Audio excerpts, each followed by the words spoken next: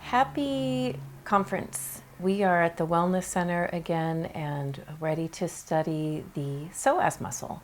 So two books that I would highly recommend, or two authors I would highly recommend, is Carolyn Myss, which is Anatomy of the Spirit, and then any of Liz Koch's books, spelled Koch. You can also check her out online if you Google Liz. There's lots of YouTubes and great information about the psoas muscle. The thing that I love about Liz is that she is an expert with human anatomy and understands this muscle that we've been studying, these two large muscles.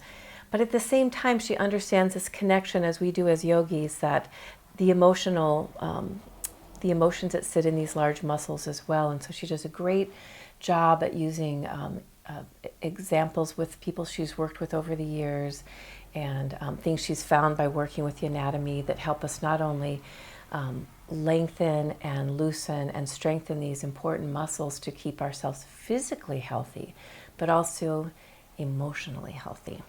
And Carolyn as well does such a wonderful job. Again, if you don't have this book, it's one of my top 10 to be in your yoga library.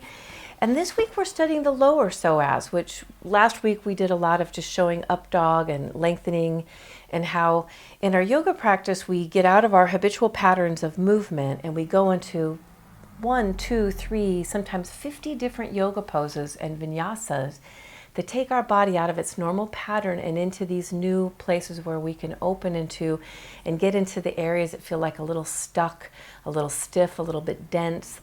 And for a lot of us, that area would be the hip region. So the lower part of the psoas muscle connecting to our legs, which is what connects us to our upper body, is associated with very specific body parts overall. And Carolyn Myss lists the organs as the physical body support, the base of the spine, the legs, the bones, the feet, the rectum, and the immune system. And then she said when these muscles aren't happy, or when this area of our body we call the second chakra, which is the first of the energy systems, then we might see it manifest as mental or emotional issues like physical family or group safety or security, ability to provide for life's necessities, ability to stand up for self, or feeling at home or your social or familiar law or tribe. And Carolyn uses one word to describe the first chakra, the first energy center, which we're correlating with the lower part of the psoas muscle, the hip flexor, which is your tribe.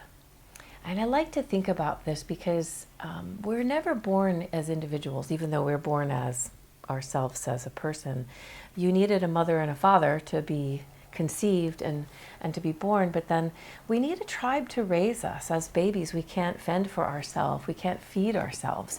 So we have caregivers, we have parents, we have grandparents, we have maybe siblings, we have cousins, we have a whole tribe of people that we consider our family. And then that tribe changes. Maybe we also sit in a culture that we're born in, which makes a difference, or a different religions. And we go to school, and that becomes a culture. We go to, even I always tell my students at the yoga studio that you're in a tribe at Pacific Ashtanga Yoga Shala. It's kind of our love tribe. And through life, we see that that first chakra is really about belonging to and being part of something bigger.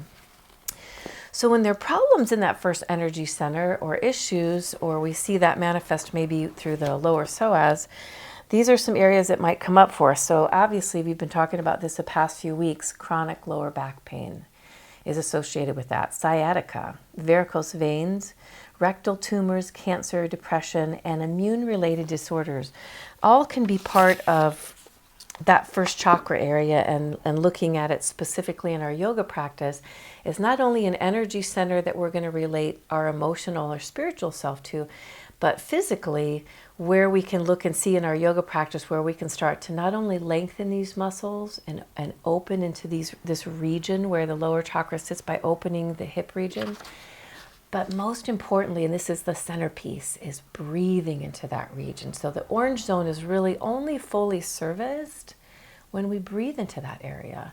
So all of the poses we've been showing you the last couple weeks, as simple as extending your arms up in sun salutes, as doing multiple up dogs just in the sun salutes, it has a way of releasing not only that muscle to let go of its physical tension, but without us cognitively thinking about what my problems are, or what my issues are with my family or my connectedness to others. But it has a way of breathing into it and just naturally letting us release as we were designed to.